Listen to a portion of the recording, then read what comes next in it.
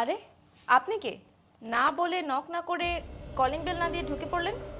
এটা কেমন ধরনের ব্যবহার? অচেনা একটা বাসাতে ঢুকে পড়লেন হুট করে? আসলে আপনি আমার উপর রাগ করবেন না। আমি অনেকক্ষণ ধরে দরজায় শব্দ করছিলাম, কিন্তু কেউ গেট খুলছিল না তো, তাই আমি ঢুকে গেলাম ভিতরে। সবই বুঝলাম, কিন্তু আপনি এভাবে একটা বাসায় হুট করে ঢুকে পড়তে পারেন না। কোনো ম্যানার্স নেই আপনার মধ্যে? আমি তো বললাম, আমার ভুল হয়ে গেছে। আমি আসলে একটা বিষয় জানতে এসেছি। আপনি যদি আমাকে একটু সাহায্য করেন, আমার খুব উপকার হয়। আপনার কি মনে হয় এটা কোনো তথ্য কেন্দ্র? আপনাকে আমি তথ্য দিয়ে হেল্প করব? কিসের হেল্প করব আমি আপনাকে? আমি বুঝতে পারতেছি যে আপনি আমার উপর রাগ করতেছেন। আপনি একটু শান্ত হন, প্লিজ। আমি খুব গুরুত্বপূর্ণ একটা বিষয় জানতে এসেছি, আর সেখানে আপনার সাহায্য খুবই জরুরি। আচ্ছা বলেন তো, কি এমন বিষয় আপনি জানতে চাচ্ছেন? বিষয়টা আমার সংসারের। আর এ বাসায় আমার স্বামী থাকে। এই আপনার কি মাথায় সমস্যা? সকাল সকাল কি শুরু করেছেন? একবার বলছেন তথ্য জানতে চাই, একবার বলছেন আপনার স্বামীর কথা, একবার বলছেন সংসারের কথা।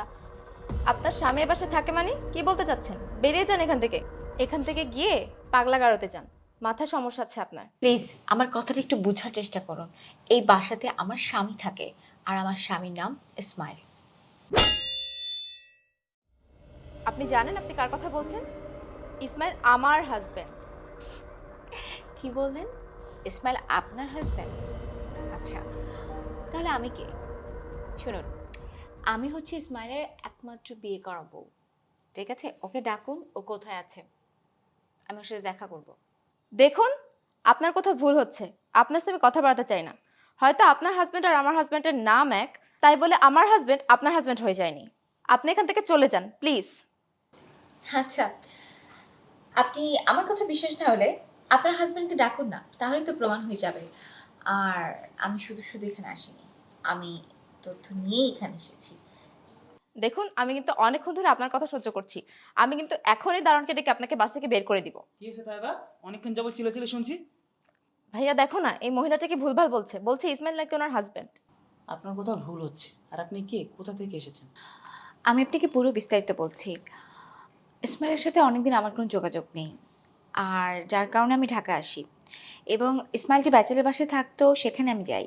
আর ওখান থেকে এই বাসার অ্যাড্রেস দেওয়া হয়েছে, আর বলেছে ইসমাইল নাকি এখন এ বাসায় থাকে। আর আমি সেটাই বলছিলাম ওনাকে, যে ইসমাইলকে একটু ডেকে দিন, আমার ওকে খুব প্রয়োজন। অনেক দিন হয়েছে ওর সাথে আমার কোনো যোগাযোগ নেই, আর ও কেন কোনো যোগাযোগ করছে না আমি সেই বিষয়টি বুঝতে পারছি না। প্লিজ। আচ্ছা, আপনার কোথাও ভুল হচ্ছে।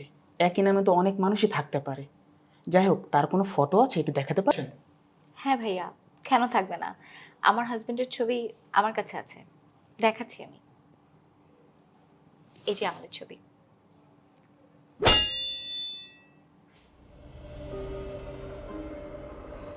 তাইবা, ইসমাইল কি বাসায় আছে? হ্যাঁ ভাইয়া, আছে তো। তাইবা, ওকে ডাকো। ইসমাইল, ইসমাইল। আরে কি হয়েছে, তোমরা তো ডাকাডাকি করতেছো কেন? এই ইসমাইল, শুনে যাও, কথা আছে। ভাইয়া বলেন, একটু একটু কাজ আছে, আসতেছি। শুনে যাও। ভাইয়া বলেন। আচ্ছা, ওনাকে কি তুমি চেনো? তোমার কি পূর্ব পরিচিত? না ভাইয়া, ওনাকে তো আমি চিনি না, এই প্রথম দেখলাম। একটু ভালো করে দেখো, মনোযোগ সহকারে দেখো, চিনতে পারছো কিনা। না ভাইয়া, আমি তো দেখেছি, আমি ওনাকে চিনি না।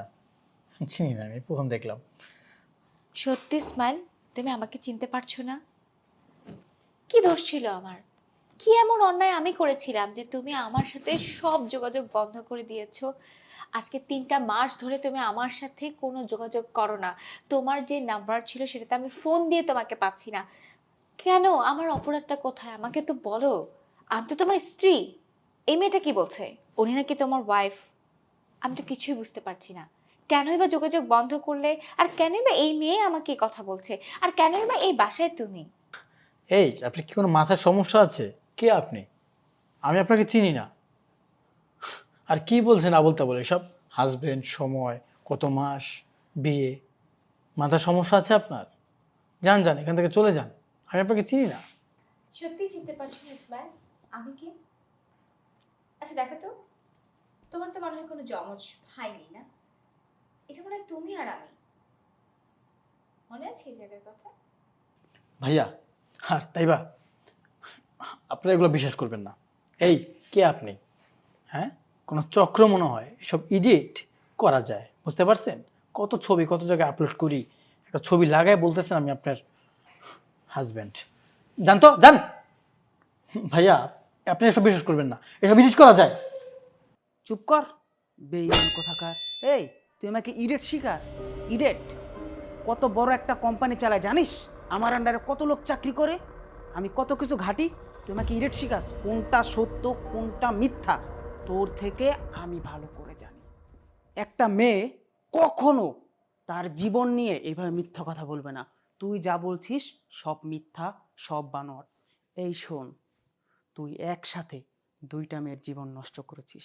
আর শোন, তুই কোথায় ছিলে তোর মনে আছে? তোকে সেই রাস্তা থেকে তুলে এনেছি, একটা ভালো কোম্পানিতে বসিয়েছি, আমার বোনের জীবনে তোকে আমি প্রবেশ করিয়েছি, আমার এই বিষয় সম্পত্তি সব কিছুতে তোকে ভাগ দিয়েছে, আর তুই আমার বোনের জীবনটা নষ্ট করলি, সাথে এই মেয়েটার জীবনটাও নষ্ট করলি। আর এই, তুই বলছিস সব মিথ্যা সব ভুল। শোন, তুই এখনো স্বীকার কর, তুই এখনো স্বীকার কর তুই ভুল করেছিস। আর এই মেয়ে, কখনো একটা মেয়ে তার নিজের চরিত্র সম্পর্কে এভাবে মিথ্যা কথা বলতে পারে না। মিথ্যা কথা বলছিস তুই, তুই এখনো স্বীকার কর, নয়তো আমি পুলিশ ডাকবো, তোকে পুলিশে দিয়ে দেবো। স্বীকার কর। হ্যাঁ ভাইয়া, ও আমার প্রথম স্ত্রী। ওকে বিয়ে করেছিলাম অনেক আশা স্বপ্ন নিয়ে। ওরা বলেছিল আমাকে অনেক কিছু দিবে, কিন্তু আমি কানা করে কিচ্ছু পাইনি। তাই রাগে ক্ষোভে আমি ওর কাছ থেকে চলে আসি। ইসমাইল, তুমি আমার সাথে এরকম একটা প্রতারণা করতে পারলে? আমার কি ভুল ছিল বলো? তাই বা, প্লিজ আমাকে মাফ করে দাও। হুম, ভুল হয়ে গেছে, আমি আর ওকে ছেড়ে দিব প্লিজ। আর ভাইয়া, আমাকে মাফ করে দেন, আমার ভুল হয়ে গেছে আসলে। আমি আপনার কাছে অনেক কিছু গোপন করেছি, আমাকে মাফ করে দেন। আর আমি ওকে ছেড়ে দিব ভাইয়া, প্লিজ। তোকে মাফ করব? তোর মতো একটা বেঈমান প্রতারককে আমি মাফ করব? কখনোই না। যে দুইটা মানুষের জীবন নষ্ট করেছে তাকে আমি মাফ করব?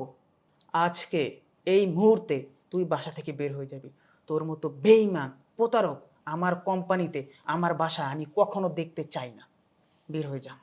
আমার জীবনে সব থেকে বড় যদি কোনো ভুল হয়ে থাকে, তোকে এই বাড়িতে স্থান দিয়ে সেই ভুলটা হয়েছে।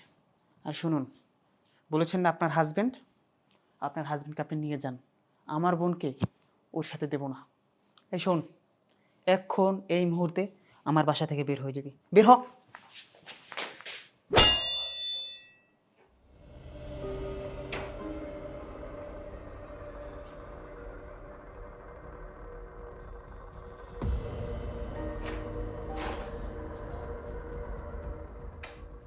তাই বা, ভিতরে চল, আয়।